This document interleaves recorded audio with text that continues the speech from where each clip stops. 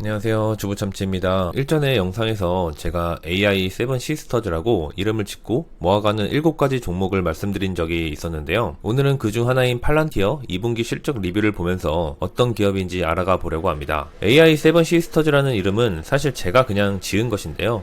제가 소수점 투자로 매일 소액으로 모아가고 있는 7개 종목을 뜻합니다. 바로 엔비디아, 팔란티어, 마이크로소프트, 테슬라, 아마존, 코인베이스, 템퍼스 AI 7개입니다. 향후 10년 뒤 미래에 내 은퇴를 당겨줄 종목으로 생각하고 모아가고 있는데요. 오늘은 그 첫 번째 종목 분석 팔란티어입니다. 앞으로 지속적으로 이 7개의 종목은 영상 별도로 올려볼 테니까 꼭 끝까지 시청해주세요. 사실 세븐 시스터즈라는 표현은 없는 말은 아니고요. 미국의 석유 왕이죠. 록펠러의 스탠다드 오일이 반독점법에 의해서 쪼개지면서 오펙 이전에 전 세계 석유 시장을 꽉 잡고 있던 기업 면허체에서 나온 말입니다. 서론이 좀 길었지만 본격적인 팔란티어 확인을 해보겠는데요. 먼저 차트입니다. 우리가 코로나 당시 한창 유행했던 시점에 상장을 했었는데요. 유동성으로 코로나 이후 급격한 주식 상승세 때 45불까지 갔다가 다시 6불이 되었습니다. 이것만 마이너스 90%였는데요. 그리고 지금은 190불 찍었죠. 뭔가 소수점 기준 45불이 있었던 고점과 똑같아서 이제부터 다시 하락인가 싶은 꺼림칙한 느낌은 들지만 어쨌든 저점 6불에서 190불까지 단 3년 만에 3100%가 올랐습니다. 엔비디아와 쌍벽을 이루고 있는데요. 이렇게 저점에서 고점까지 버틸 수 있었던 분들은 큰 수익을 얻었을 텐데 그 인내심에 박수를 보내드리고 싶습니다. 배당 현황입니다. 당연히 배당은 주지 않네요. 이제 수익이 나기 시작했기 때문이기도 하고 여타 신생 기술주들과 마찬가지로 배당은 계획이 없습니다. 다만 자사주 매입은 진행하고 있었는데요. 매출이나 수익에 비해서 큰 규모는 아니지만 그래도 신생기업이 자사주 매입을 지속 진행하고 있다는 것은 대단한 것 같습니다. 대체 팔란티어는 뭐하는 회사일까요? 내가 끝까지 믿고 투자하기 위해서 공부하기 시작했습니다. 보시는 것처럼 플랫폼을 제공하는 회사인데요. AI를 활용해서 정보를 분석하고 사용자 입장에서의 의사결정에 도움을 주는 플랫폼입니다. 여기서 가장 중요한 것은 사용자 입장인데요. 단순히 정보를 모으고 알려주는 것이 아니라 이건 정보를 사용자 입장에서 분석한다는 강점이 있는 것입니다. 팔란티어의 핵심 4개의 코어 플랫폼입니다. 고담은 보통 정부나 군사기관 전용 플랫폼인데 오사마 빈라덴을 잡을 때 이 플랫폼을 이용했었다고 해서 유명해졌다고 하네요. 그리고 상용 목적인 파운드리, 그리고 AIP, 아폴로 이렇게 나뉩니다. 제가 사실 이 팔란티어의 시스템을 이해하기 위해서 열심히 찾아도 보고 보고서도 읽어보고 했는데요. LLM이니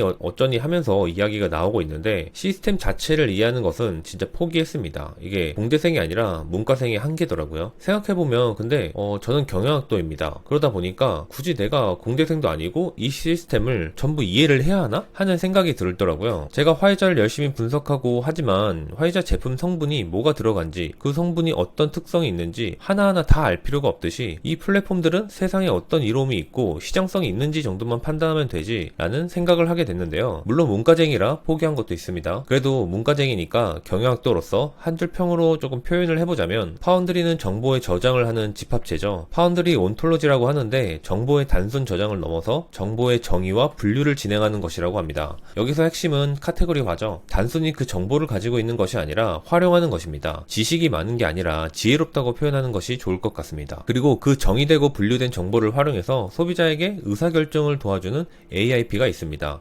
데이터에 맞춰서 나에게 최적화된 판단을 내릴 수 있도록 도와주는 것인데요. 솔루션을 제공하는 것입니다. 그리고 아폴로는 소프트웨어이고 배포와 확장을 담당하죠. 사실 이번 건은 제 스스로 이해를 돕기 위해서 이리저리 정의도 내려본 결과인데요. 경영학도의 설명에 한계가 좀 있습니다. 이해력도 그렇고요. 첫 분석이니까 지속하다 보면 더 이해가 되지 않을까 싶습니다. 실제 기업들의 활용 사례들이 늘어나고 있는데요. 미국 최대 모기지 회사인 페니메이에서 범죄 탐지 부서에서 활용을 했었다고 하네요. 그러니까 모기지 사업, 즉 부동산 대출 사업을 진행하다 보니까 사기에 노출되어 있다고 하는데요. 그 사기를 미연에 방지하기 위해 팔란티어와 협업하여 사기 탐지 속도를 몇 초로 단축해서 사고를 방지하고 비용을 아끼고 있는 사례라고 합니다. 페니메이는 우리나라에 비교하면 약간 LH와 비슷한 회사인데요. 우리나라도 이런 전세 사기 이슈가 계속 지속되다 보니까 이런 팔란티어의 플랫폼 분석을 통해서 대출을 하는 사람, 그리고 그걸 내어주는 사람들의 데이터를 분석해서 전세 사기 위험도를 측정하면 방지가 되지 않을까 싶긴 합니다. 뜻밖의 채용 공고에서 본 내용인데요. 우리나라 KT에서도 팔란티어와 협업을 하는 것 같습니다. 우리나라에서조차도 이제 팔란티어가 대중화가 될 날이 얼마 남지 않은 것 같습니다. 공대생의 일자리가 계속 늘어나는 것 같아 좀 부럽긴 합니다. 가장 중요한 실적인데요. 당연히 실적 중심으로 봐야겠죠. 그러면 25년 2분기 창사 이래 최초로 분기 매출 10억 달러를 달성했습니다. 1빌리언 달러인데요. 대략 우리나라 돈으로 규모 한 1.4조 원 정도인데 어닝 서프라이즈를 냈습니다. 물론 아직 주당 순이익 자체는 낮는데요. 0.13달러 정도죠. 최근 미국 정부와 얼마짜리 계약을 땄다 하면서 계속 주가가 올랐는데 매출 비중을 보니까 정부 관련 매출과 상업 일반 기업 매출의 비중이 거의 반반입니다. 이건 생각보다 더 좋은 결과고 앞으로가 기대되는 부분인데요. 정부의 지출은 세금이죠. 정말 위급한 상황이 아니라면 예산은 정해져 있습니다. 그리고 팔란티어가 아무리 좋은 플랫폼을 제공하더라도 예산 삭감의 이슈나 경기 불황이 찾아오면 이런 비용부터 줄일 위험도 있는 것이겠죠. 그렇지만 현재로서 정부 사업이 튼튼한 캐시카우처럼 바탕을 채워주면서 일반 상업기업들에게도 점점 확대되고 있는 모습은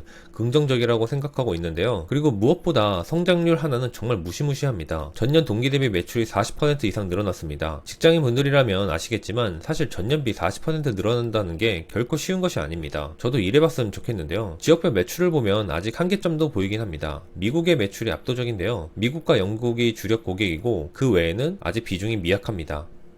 미국의 정부 매출과 상업 매출이 나날이 발전하고 있지만 그런 만큼 타 국가에서 지속적인 확대는 필수이고 이게 반대로 약점이 되기도 하고 성공한다면 큰 기대감을 가질 수 있는 부분이라고 보고 있습니다. 미국의 성장률이 높아서 그런지 비중의 차이가 변화가 크진 않네요. 이런 시대를 앞서가면서 선점하는 기업들이 무서운 건 바로 마진인데요. 이거 매출 총 이익률이라고 해서 판매가에서 제조 원가를 뺀 금액인데 팔란티어도 80%의 이익률을 유지 중입니다. 그리고 여기서 다시 판매 관리비를 제하면 영업이익이라고 하는데 이것도 46%를 넘어서죠. 팔란티어 실적 발표에서 재미있는 게 있었는데요. 40의 법칙이라고 자신들이 전세계 시가총액 상위 25개 상장사에서 2등이라고 합니다. 40의 법칙은 전년 대비 매출 성장률과 영업이익률을 더한 값인데요. 그 값이 40% 이상인 기업들을 뜻합니다. 팔란티어는 94%인데요. 전년 대비 매출은 대략 40%, 영업이익률은 45% 정도이니까 94%라고 하면 전세계 2등이라고 자랑하고 있습니다. 물론 1등은 엔비디아입니다. 정말 대단하긴 하네요. 40의 법칙의 마지노선에 있는 것은 애플인데요. 43%네요. 애플의 부진은 이 표를 보면 정말 설명이 되는 것도 같습니다. 그럼 중요한 건 잘 버는 건 맞는데 앞으로 더 얼마나 더 잘 벌 것인가, 이게 핵심이겠죠. 엔비디아가 지금의 시총 1위를 맞이한 것도 기대감을 실현시켜주고 얼마나 더 벌 것인가 과대평가가 계속되었는데 실적은 매번 그 시장의 과대평가가 오히려 과소평가였다고 비웃으면서 보여줬기 때문입니다. 그러니까 지금의 시총 1등이 되었겠죠. 팔란티어도 지금의 주가에서 다시 200불을 뚫고 시총 3조 달러, 애플만큼 향해 가려면 계속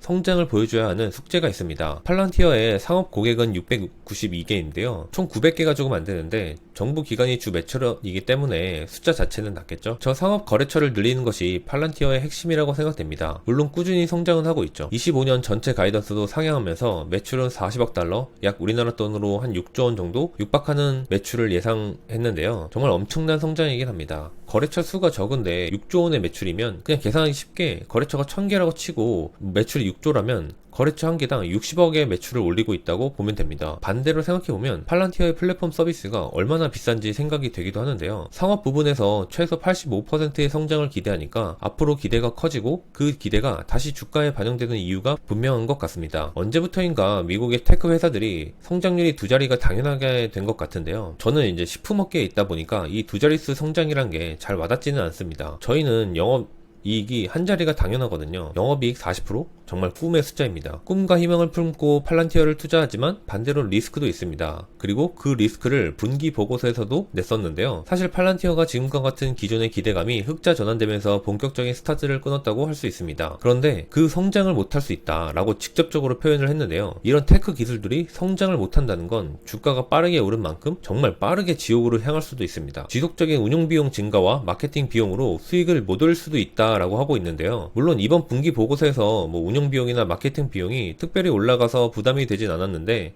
앞으로도 그럴 것이라 장담할 수 없다 표현한 건데요. 조금 섬뜩하긴 했습니다. 어닝 미스를 내는 순간 정말 지옥을 향해 갈 것 같은데요. 가능성 자체는 현재로서는 낮아 보이긴 하는데 주의는 해야 하는 부분이고 그러다 보니까 지금의 고점에서 몰빵보다는 천천히 분할 매수가 답인 것 같습니다. 너무 자기 객관화를 아무렇지 않게 하니까 좀 무섭긴 합니다. 사실 팔란티어는 과거도 그렇고 지금도 매번 고평가 논란이 있습니다. 현재 팔란티어의 PER은 621배입니다. 진짜 저 이거 처음 봤습니다. 600배는. 그리고 포워드 PER은 미래 수익률을 당겨와서 확인을 하는 건데 224배죠. 테슬라 전성기를 능가하는 고밸류입니다. 지금 전문가 주가 최상단이 210불인데요. 거의 다 왔죠. 그런데 최저가가 45불입니다. 210불을 찍고 45불로 내려가면 마이너스 80%인데요. 다시 지옥불로 가는 것입니다. 이만큼 갭이 차이 나는 건 그만큼 밸류가 너무 높게 잡혀 있는 것이기 때문이겠죠. 사실 저도 고평가는 맞다고는 생각은 합니다. 다만 이런 기업들은 고평가가 돼도 영원히 고평가가 되어 있을 수 있습니다. 테슬라처럼 말이죠. 테슬라를 놓친 분들은 팔란티어가 제2의 테슬라가 되길 기대하시는 분들도 있겠죠. 물론 저도 기대하고는 있습니다. 이런 성장 기업들은 단순히 현재의 가치 판단으로만 주가가 비싸다 싸다를 결정할 순 없겠죠. 결국 좋은 기업인데 현재 고평가 고밸류라는 점에서는 리스크가 있으니까 확실히 답은 분할 매수라는 생각입니다. 이미 최고점이라고 생각해서 이미 버스 놓쳤다 생각하시는 분들이 있을 텐데 전 그건 아니라고는 생각하는데요. 지금은 고점이다 생각할 때가 결국 가장 쌌습니다. 그래서 저는 소액으로 소수점 투자를 진행하고 있습니다. 한 달 정도 지났는데 벌써 24% 수익인데요. 물론 수익액은 적습니다. 꾸준히 비중을 늘려가면서 무한 분할 매수 진행 예정인데요. 엔비디아도 100불을 뚫을 때도 150불을 뚫을 때도 고평가와 이제 고점이다 떨어진다 했습니다. 그런데 결국 다 뚫고 가죠. 그러니까 늦었다고 생각할 때가 가장 빠르다는 것을 알고 꾸준히 투자하는 습관이 필요한 것 같습니다. 좋은 기업을 꾸준히 투자하는 거는 정말 그게 정답이겠죠. 저도 꾸준히 모아가 보겠습니다. 오늘은 팔란티어에 대해서 알아봤습니다. 이건 1탄이고요.